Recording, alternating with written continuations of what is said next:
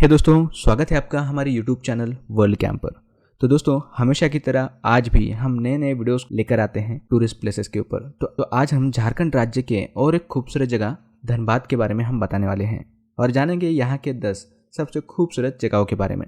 तो चलिए शुरू करते हैं इस वीडियो की, जिसमें नंबर 1 पर है शक्ति मंदिर। शक्ति मंदिर धनबाद का एक प्रमुख धार्मिक स्थल है जो कि शक्ति की पूजा और भक्ति के लिए लोगों को अपनी ओर आकर्षित करता है। यह मंदिर माँ शक्ति या दुर्गा माता को समर्पित है और उसके पास एक बड़ा मार्गदर्शक प्रतीक है।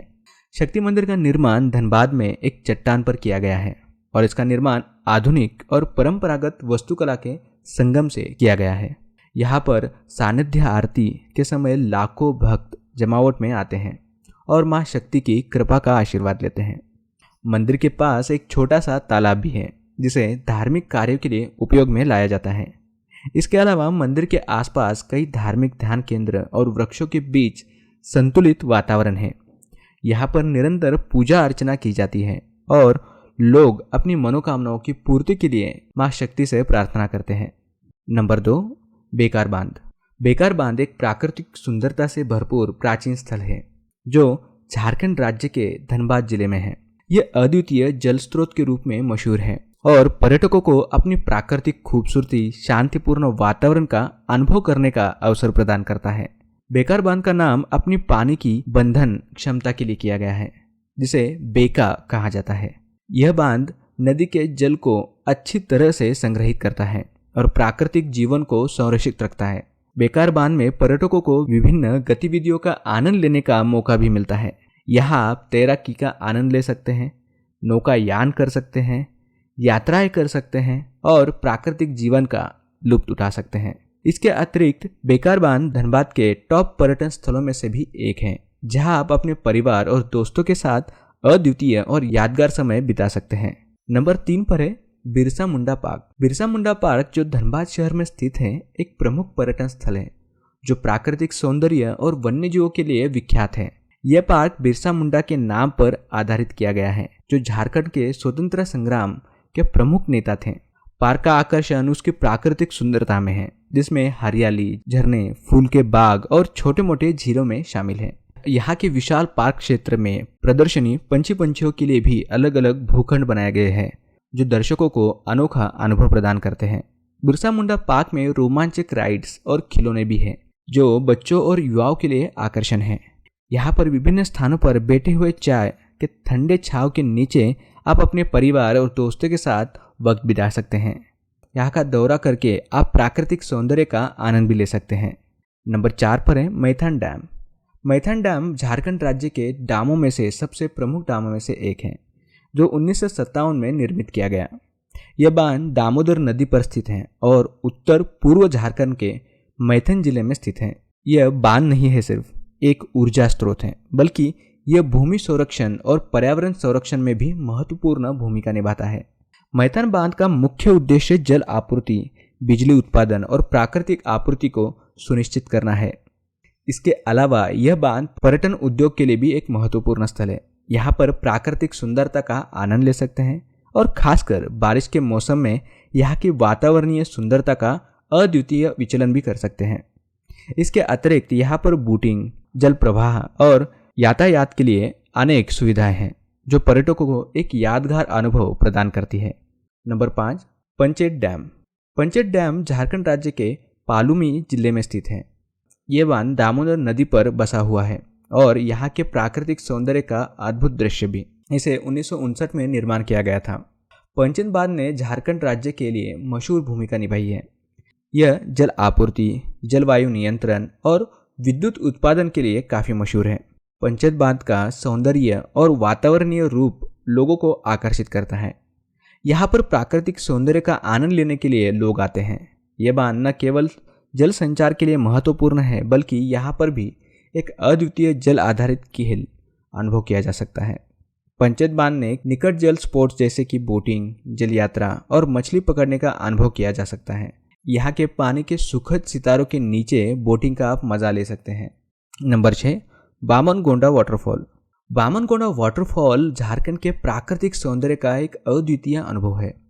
यह स्थल धनबाद जिले में बामनगोंडा क्षेत्र में स्थित है। और प्राकृतिक खूबसूरती के अलावा पर्यटकों को एक शांत और शांतिपूर्ण वातावरण भी प्रदान करता है।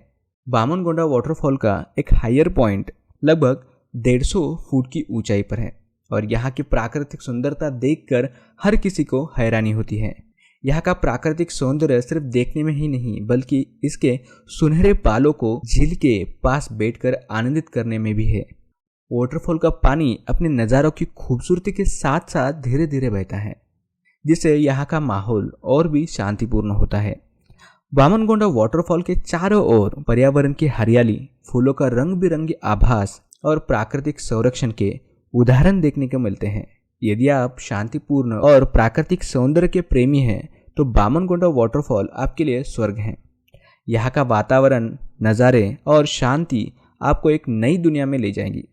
नंबर 7, टोपचांची झील। टोपचांची झील झारखंड के धनबाद जिले में स्थित एक प्रमुख पर्यटन स्थल है। टोपचांची झील अपनी सुंदर परिधा और शांत माहौल के लिए प्रसिद्ध है। यह झील अपने किनारों के प्राकृतिक सौंदर्य के लिए भी जानी जाती है, जो इसे पिकनिक और पर्यटन के लिए एक आकर्षक स्थल बनाता है। यहाँ के वन्य फूल और वृक्ष इस जगह को और भी आकर्षक बनाते हैं। टोपचांची झील के तट पर बैठकर आप शांतिपूर्ण माहौल में अपने परिवार या दोस्तों के साथ समय बिता सकते हैं। यहाँ के तटीय क्षेत्र में बनी हुई झीलें, जल जेट्स और खासतौर परिक्रमा मार्ग में यात्रियों का आत्मसंतोष और भी आनंदित और अनुभवी होता है। नंबर 8, रामराज मंदिर। रामराज मंदिर एक प्रमुख धार्मिक स्थल है। यहाँ का मंदिर प्राचीनतम और बड़े ही पवित्र मंदिरों में से एक है। यहाँ की महत्वपूर्णता का पता उसके महान ऐतिहासिक महत्व और भक्तों की आस्था से चलता है। मंदिर में भगवान राम की मूर्ति का स्थान है, जो भक्तों को अद्वितीयता, शांति और समृद्धि की प्राप्ति में सहायता करता है। यहाँ का वातावरण और ध्यान की शक्ति ने इसे एक ध्यान केंद्र भी बना दिया है। रामराज मंदिर के चारों ओर की प्राकृतिक सुंदरता और शांति का वातावरण पर्यटकों को अपनी ओर आकर्षित करता है। यहाँ आने वाले लोग अपने आप को ध्यान और भक्ति में लीन करते हैं। रामराज मंदिर में आने वाले पर्यटक और भक्त अपने दर्शन के साथ साथ स्थानीय खाद्य और शॉपिंग का आनंद भी ले सकते हैं। नंबर 9, सीताफॉल। सीताफॉल एक अद्वितीय प्राकृतिक दृश्य से भरपूर पर्यटन स्थल है। यह झरना गोमो नगर से लगभग 34 किलोमीटर की दूरी पर स्थित है। सीता झरना गोमो की अभिन्न धारा है और यह एक प्राकृतिक झरना जो मानव सृष्टि के सुंदरता का एक उत्कृष्ट उदाहरण है। यह झरना श्रीमान विशाल और अत्यधिक प्रवाहमय होता है। सीता झरना एक प्राकृतिक चट्टान के माध्यम से नीचे गिरता है, जिससे एक खूबसूरत झरना बनता है। इसकी उच्चता लगभग 35 मीटर की है और यह नजरबंद दृश्यों को सूचित करता है। सीता झरना के आसपास का परिसर प्राकृतिक सौंदर्य से भरपूर है।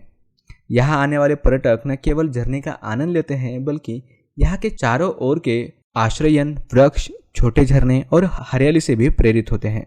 आखिरी स्थल है लिलोरी स्थान। लिलोरी स्थान धनबाद जिले में स्थित एक प्रमुख पर्यटन स्थल है। यह स्थान ऐतिहासिक महत्व का और धनबाद के प्रमुख धार्मिक स्थलों में से एक है। लिलोरी स्थान का इतिहास बहुत ही प्राचीन है और इसका नाम लोक शब्द लिलोरी से प्राप्त होता है, जो प्राकृतिक रूप से उत्पन्न हुआ है। इस स्थान का विशेष महत्व है क्योंकि यहाँ पर एक प्राचीन मंदिर स्थित है जो भगवान शिव को समर्पित है। यहाँ का मंदिर विशालकाय है और इसकी अद्वितीय वास्तुकला आकर्षित करती है। मंदिर के पास एक पवित्र कुंड भी है जो श्रद्धालुओं के लिए धार्मिक महत्व का स्थान है। लिलोरी स्थान धार्मिक महात्म्य के चलते ही यहाँ हर साल बड़ी संख्या में श्रद्धालुओं की भीड़ आती है। इसके अलावा लिलोरी स्थान का पर्यावरण भी बहुत ही शांतिपूर्ण और प्राकृतिक है। यहाँ के आसपास का प्रदूषण हमेशा से बहुत कम रहा है, जिससे यहाँ के पर्यटकों को आत्मा की शांति का अनुभव होता है।